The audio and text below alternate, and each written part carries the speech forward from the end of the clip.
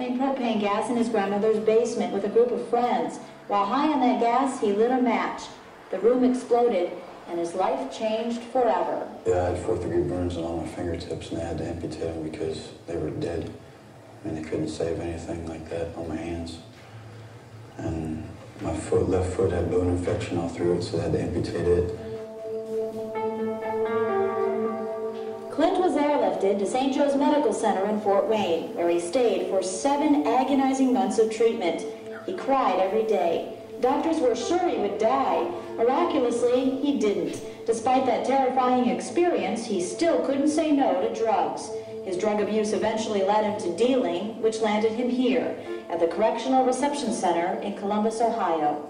I'm not glad I got back into drugs because it put me here, you know, but I think I'm here because I need to look at my life and stay off of drugs. God saved me for a reason. I think it's to help other people, you know, to stop before something happens to them like it is me.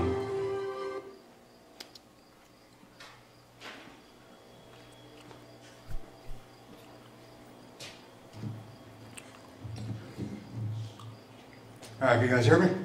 Yeah. What's up on that? Maybe.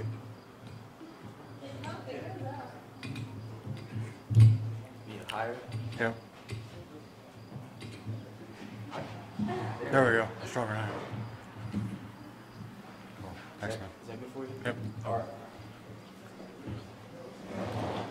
Okay. As you saw in the video, I ended up in my late teens having a rough time. Started out, as you see here, nice, great childhood. My grandfather, my grandmother raised me up. I was in EUM my whole life, long before you guys ever got there probably, and before you guys were even born.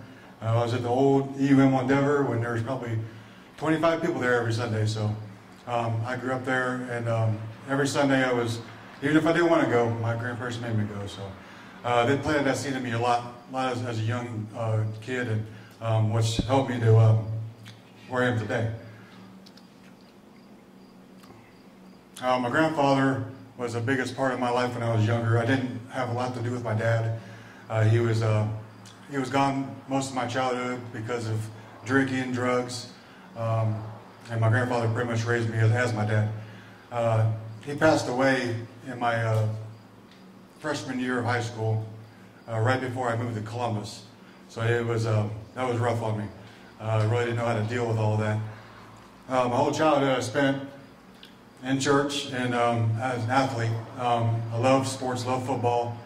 In my freshman year, I went to Columbus, still played some football, but after my grandfather died, I wasn't into it anymore.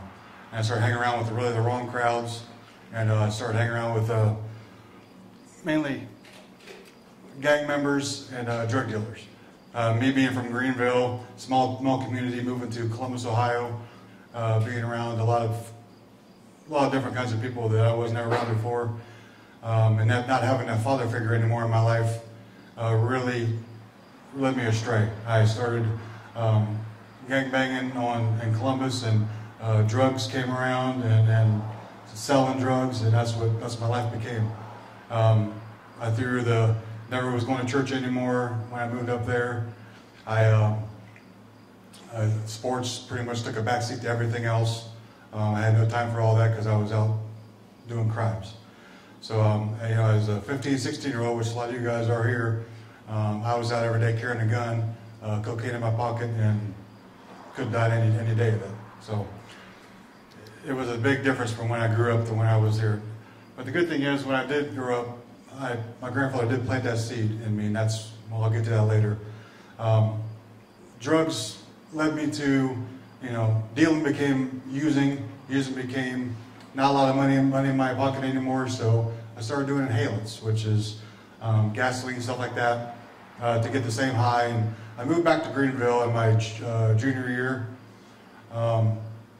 and most of the guys I knew before I moved were still here, and they're all doing drugs.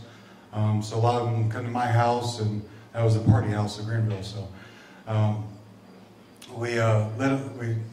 in one day in May of 1992, we lit a match after getting high off of propane gas all morning long in the basement of my grandmother's house.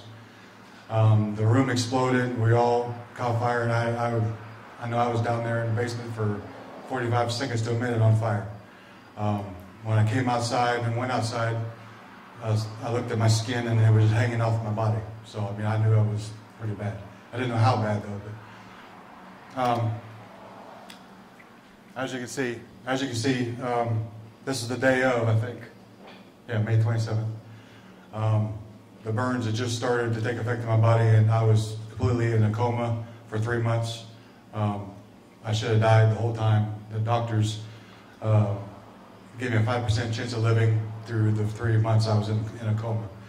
While I was in those comas, I had 4 or 5 different visions of the guardian angels. I remember them like they were yesterday. And after even though I didn't want to hear all about the God thing, even now, when I'm dying, when I wake up from my coma, I still didn't want to hear about it, but I knew there was more to life than what I was doing, and there was more to death than just dying. So I made a vow to change my life, but I wasn't quite ready yet. But as I laid in the hospital for 9 months, I think it was, I had, like I said in the video in here, I had really bad leg infections with burns. They cut off all my skin on my legs and my left foot, and all from getting high. You know, that's what that did to me. You know, one little dumb decision in my life, one day, you know, changed my entire life. You know, physically and mentally. I had many people come to me and prayed with me every day.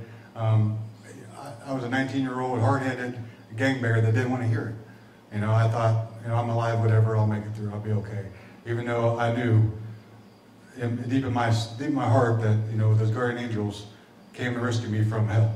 Because as I felt those coming towards me in those visions, I felt the despair, and I felt, you know, just loneliness, and all of a sudden they come and they'd carry me away, and I'd feel peace. So I knew what that meant. You know, if I would have died then, I probably wouldn't be, you know, with the Lord, because I was on the road to destruction. But the people that came to me, you know, every time, my mom's life changed as I laid in the hospital bed. I'm her only son. She watched me for 3 months, had to make a decision. The doctors asked, we need to cut off both of his legs because he has a blood infection really bad. And it was up to her, because I was unconscious. You know, so she'd cut off my legs, let them amputate my legs. She said no. She said God told her no, and it would be okay. So she had a life-changing experience, because she was not, you know, on the right path either before I did all this, and it changed her life. So she was in there every day praying with me and helping me, and, you know, and even though I didn't want to hear all of it, it got me through it. So eventually, you know, that led to another big seed planted in my soul and in my heart, you know. So God was always there, just I was not wanting to listen yet. After I got out of the hospital, I went straight back to Greenville and back to the same kind of friends, and I didn't change any of my habits. Now I'm a guy in a wheelchair that suffered all kinds of burns and just wanted to fit in again. So I went right back to the same lifestyle, selling drugs. I thought that was the thing to do. No matter what, I had friends around me, and I thought they were all my best friends, and no matter what was going on, that, you know, they'd have my back, and blah blah blah. You know, look back and all that. That's all myth. So they're not friends, because in 1995 I went to prison. For 3 years for selling drugs, and like I said, all those friends that were around me that whole time were no longer there. They weren't writing me. They weren't coming to visit me. I did 3 years in a prison now that's shut down because it's so bad. You know, it's in Columbus, that I did it by myself. You know, other than my mom, and my grandmother there for me.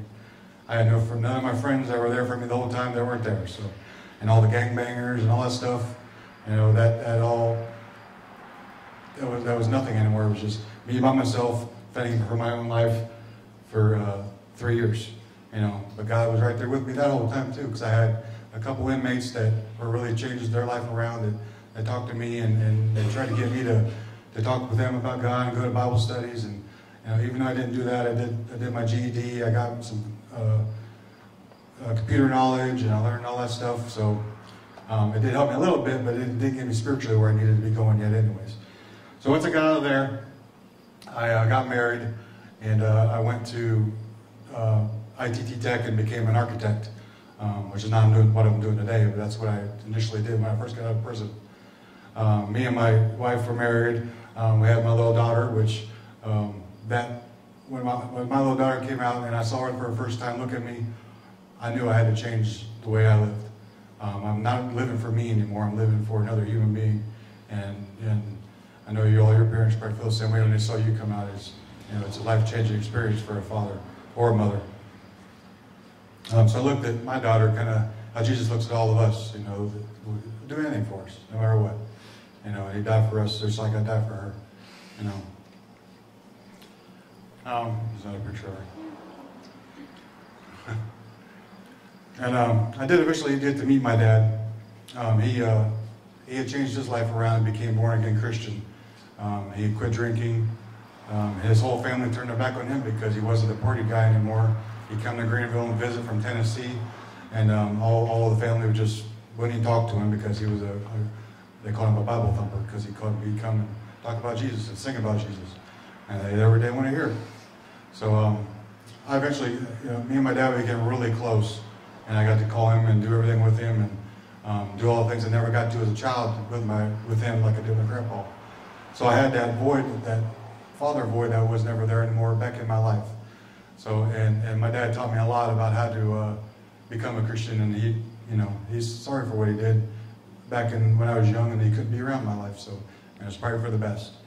But when he did make his changes in his life, I'm so thankful that he was with me and got to show me a way to be a father to my daughter and a son of Jesus Christ. My dad died of cancer in 2008. He was 56 years old. That was rough. I didn't have that guy to call anymore and talk to when things were wrong in my life. I didn't have my grandfather. I didn't have my dad again. So it was rough. But the thing is, my dad planted another seed in me that was growing, because my grandpa planted a seed, my mom, and now my dad.